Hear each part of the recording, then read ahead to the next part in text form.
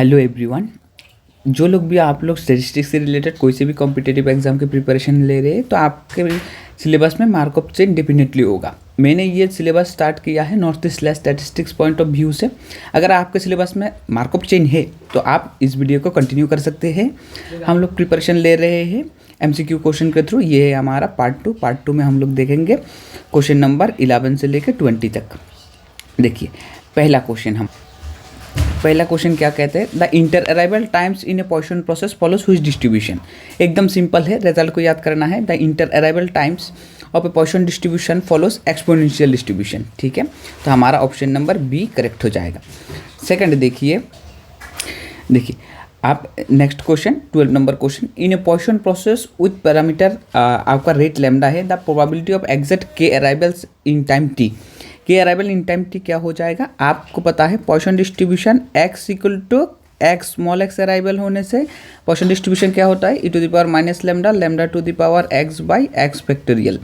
तो अगर आपके इस केस में रेट लैम्डा है और टाइम t है तो आपका ये पैरामीटर जो हम लोग लिखते हैं ना कि x follow Poisson distribution with parameter lambda, यहाँ पे लैम्डा चेंज हो जाएगा, x follows Poisson with parameter आपका लैम्डा t हो जाएगा।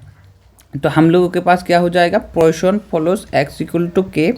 तो इस तरह से हमारे पास पैरामीटर लैम्डा होने से e to the power minus lambda t into ये lambda t to the power x by ये x की जगह पे हमारे पास k है तो ये k बाई k फैक्टोरियल हो जाएगा। तो इस तरह से हमारा ऑप्शन नंबर ए करेक्ट हो जाएगा। देखिए तो हमारा ऑप्शन नंबर ए करेक्ट हो जाएगा। तो हमारे पास क्या है, हमारे पास ऑप्शन नंबर ए है। तो इस तरह से हमारा इंटर अराइवल टाइम्स क्या हो जाएगा, सिर्फ आप लोगों को नोटिस करना है, अगर आपके पास रेट लैम्डा है और टाइम टी है तो पैरामीटर लैम्डा की जगह पे आप लोग लिख लेंगे लैम्डा टी, और यहाँ पे के क्योंकि बोला है एग्जैक्टली के अराइवल्स तो के स्मॉल एक्स इक्वल टू के हो जाएगा।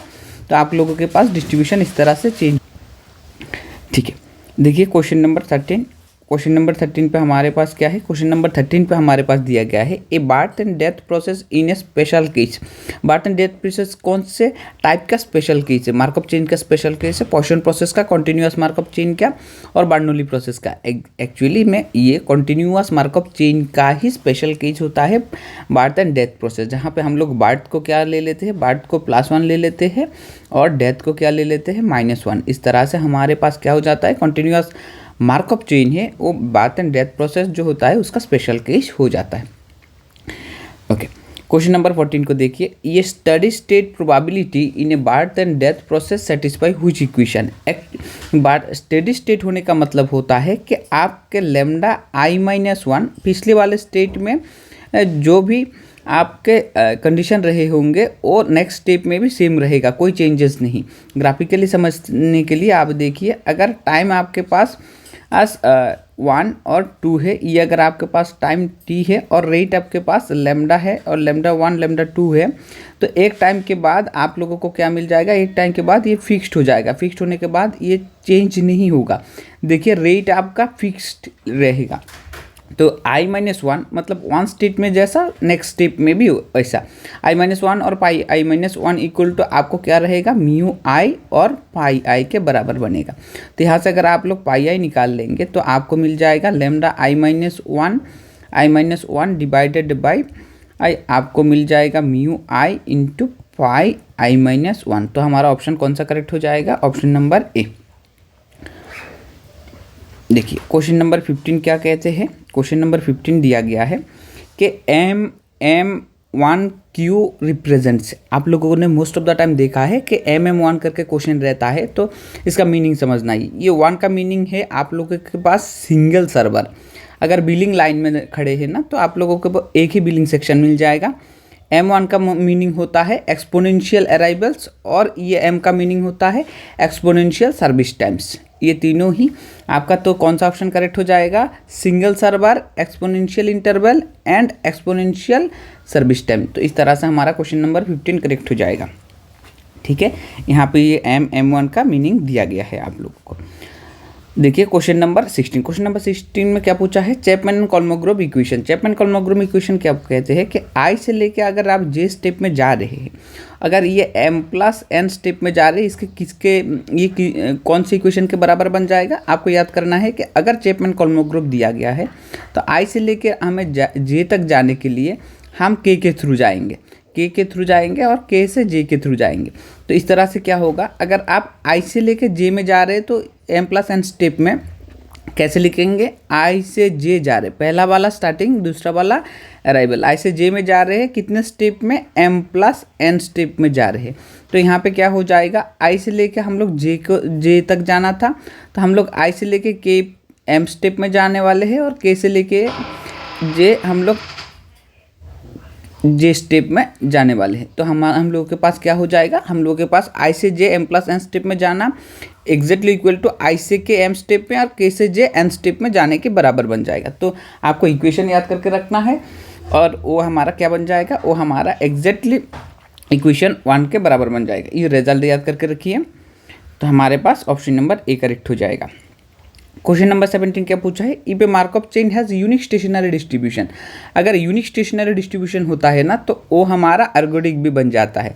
तो यूनिक स्टेशनरी डिस्ट्रीब्यूशन के केस में आप लोग क्या याद करके रखेंगे, एर्गोडिक बन जाएगा। ये मार्कअप चेन इज एर्गोडिक, ये इरिड्यूसिबल, एपीरियोडिक, पॉजिटिव रिकरेंट, ये जो वर्ड है ना इनका मीनिंग आपको पता होना चाहिए। ये मीनिंग आप लोग डेफिनेटली याद करके रखिए और मैथमेटिकल फॉर्म भी इसका लिख के रखिए, तभी जाकर आपका एग्जाम हम पे बहुत स्पीड।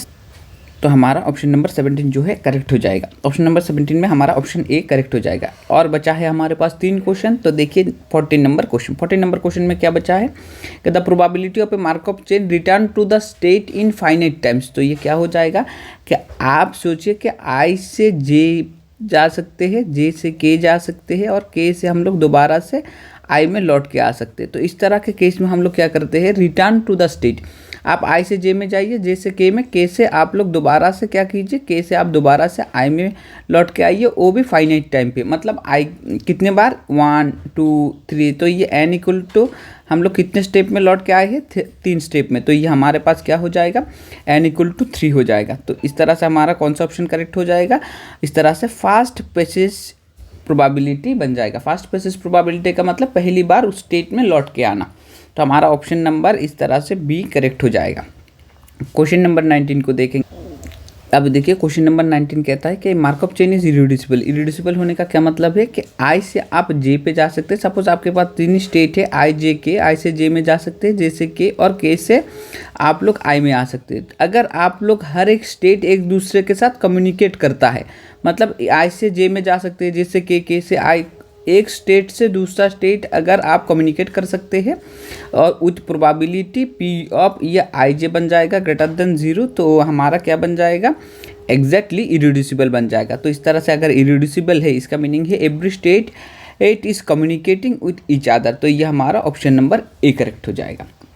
देखिए क्वेश्चन नंबर 20 जो लास्ट क्वेश्चन है हमारा, क्वेश्चन नंबर 20 क्या कहता है, क्वेश्चन नंबर 20 है हमारे पास, ये देखिए a Markov chain in a Markov chain if a state is period d equals to 1। इसको क्या कहते हैं, अगर आपके किसी भी मार्कअप चेन का पीरियड डी इक्वल्स टू 1 निकलता है ना तो उसको हम एपीरियोडिक बोलते हैं। एक्चुअल में डी इक्वल टू 1 निकलने का क्या मीनिंग है, देखिए जीसीडी के लिए फॉर्मूला जो पीरियड ऑफ स्टेट 1 अगर आपको देखना है तो हम लोग कैसे देखेंगे, वो बेसिकली डी से रिप्रेजेंट किया जाता है। मैंने D1 लिखा है क्योंकि हम लोग स्टेट 1 के लिए देखेंगे। तो ये जीसीडी ऑफ एम, और मैं सोच रहा हूँ 1 स्टेप के लिए देखूंगा, 1 से 1 कितने स्टेप में जा सकते हैं वो एम से रिप्रेजेंट किया गया है। तो हम लोग इसी फॉर्मूले को एक्सप्लेन करेंगे। देखिए सबसे इजी चीज़ है, समझने की बात है। सोच लीजिए कि आप ट्रांजिशन प्रोबेबिलिटी मैट्रिक्स जो है ये आपका ट्रांजिशन प्रोबेबिलिटी मैट्रिक्स है। हमारे पास 3 स्टेट है 1 2 3।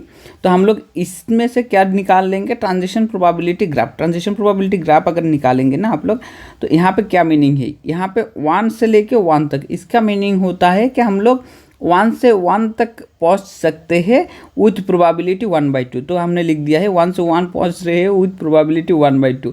उसके बाद देखिए 1 से लेके 1 2, मैट्रिक्स के पोजीशन देखिए 1 2, तो ये क्या हो जाएगा 1 2। तो हम लोग 1 से लेके 2 तक पहुंच सकते हैं विथ प्रोबेबिलिटी 1/2। इस तरह से हम 2 से 2 पहुंच सकते हैं, तो 2 से 2 पहुंच गए हैं, और 2 से 3 पहुंच सकते हैं, 2 से 3 पहुंच सकते हैं विथ प्रोबेबिलिटी 1/2 दिया गया है। अब थर्ड क्या दिया गया है, थर्ड देखिए 1 से हम लोग 3 से 1 जा सकते हैं, 3 से 2, 3 से 3 जा सकते हैं। तो हमारे पास इस तरह से ऑप्शन आ जाएगा। अब हमें देखना है, क्या देखना है, हमें देखना है ऑप्शन नंबर क्या, कि इसमें जीसीडी कैसे निकलता है। हम लोग स्टेट 1 के लिए देख रहे हैं। स्टेट 1 के लिए देखने का मीनिंग होता है कि हम 1 से 1 तक जा सकते हैं क्या? हाँ, हम लोग 1 से 1 तक जा सकते हैं सेल्फ लूप के थ्रू। तो हाँ, हम लोग इसको जा सकते हैं, तो हमने क्योंकि जा सकते हैं तो 1 लिख लिया है। हम देखेंगे 1 से 1 2 स्टेप में जा सकते हैं क्या? देखेंगे 2 स्टेप में जा सकते हैं क्या? 1 से 1 जा सकते हैं, 1 से 1 जा सकते हैं। तो ये 2 स्टेप में हमने दोबारा से 1 पहुंच जा सकते हैं, तो इसलिए हमने लिखेंगे कि यहाँ पे 2 से भी पॉसिबल है। ये जो एम होता है ना कि आप 2 स्टेप में पहुंच सकते हैं क्या, वो नंबर ऑफ स्टेप को रिप्रेजेंट करता है। आप देखेंगे थर्ड वाला ऑप्शन, 3 स्टेप में पहुंच सकते हैं क्या? देखेंगे 1 से 2 में पहुंच सकते हैं, 2 से 3 में पहुंच सकते हैं और 3 से 1 में। तो 1 स्टेप, 2 स्टेप, 3 स्टेप में भी पहुंच सकते हैं। तो हमारे पास क्या आ जाएगा? ये भी पॉसिबल है, तो ये भी 3। जीसीडी मतलब आप लोग समझ लीजिए HCF। HCF हमारा क्या हो जाएगा? 1 2 3 में से HCF हमारा 1 निकल के आएगा। तो D इक्वल टू हमने अल्टीमेट क्या मिल जाता है? 1। अगर इस तरह से D 1 मिलता है तो आप लोग क्या बोलेंगे कि वो हमारा एपीरियोडिक है। तो आई होप आप लोगों को समझ में आ गया है।